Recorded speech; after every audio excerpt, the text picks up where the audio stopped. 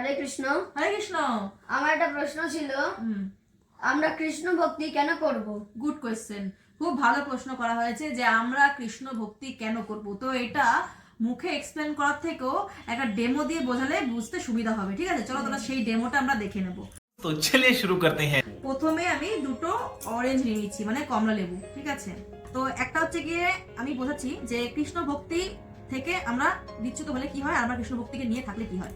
তো এটা দিয়ে প্রথমে বোঝাবো যে কৃষ্ণ ভক্তি কেন করবো। মানে ধরো একবেলা জব একদিন না করলে কি হয়, প্রতিদিন যে রাউন্ড পুরো করতে হবে তার কোনো মানে আছে? একবেলা জব একদিন আমি করলাম না, আমি একটুখানি কৃষ্ণ ভক্তি থেকে দূরে চলে গেলাম।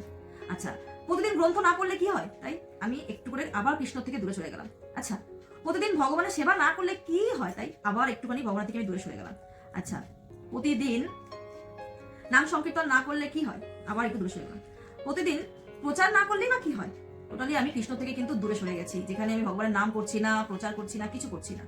তো আর এই একটা আছে, যখন আমি উইথ কৃষ্ণ, মানে যখন আমি কৃষ্ণকে নিয়ে, এটা আমি কৃষ্ণকে ছাড়া, এবার রেজাল্টটা কি হয় আমি দেখবো। ঠিক আছে, তো আমি নেবো দুটো জার, এই একটা জার আর এই একটা জার আমি নিলাম।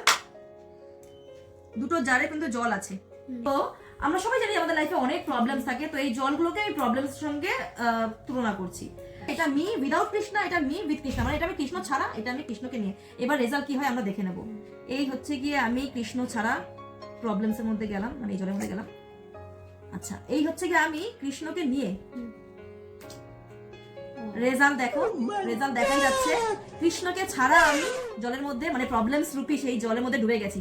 আর কৃষ্ণকে নিয়ে আমি জলের মধ্যে পড়েছি ঠিকই, কিন্তু আমি কিন্তু ভেসে রয়েছি। এখানেই হচ্ছে পার্থক্য, যে কৃষ্ণকে নিয়ে চলা আর কৃষ্ণকে বাদ দিয়ে চলার পার্থক্য এখানেই। তাহলে বোঝা গেছে যে আমরা কেন কৃষ্ণ ভক্তি করব। কারণ হচ্ছে কি এই, যে কৃষ্ণ ভক্তি করলে আমাদের লাইফে প্রবলেমস আসলেও আমরা এইভাবে ভেসে থাকবো, প্রবলেমস এর মধ্যে ডুবে যাব না।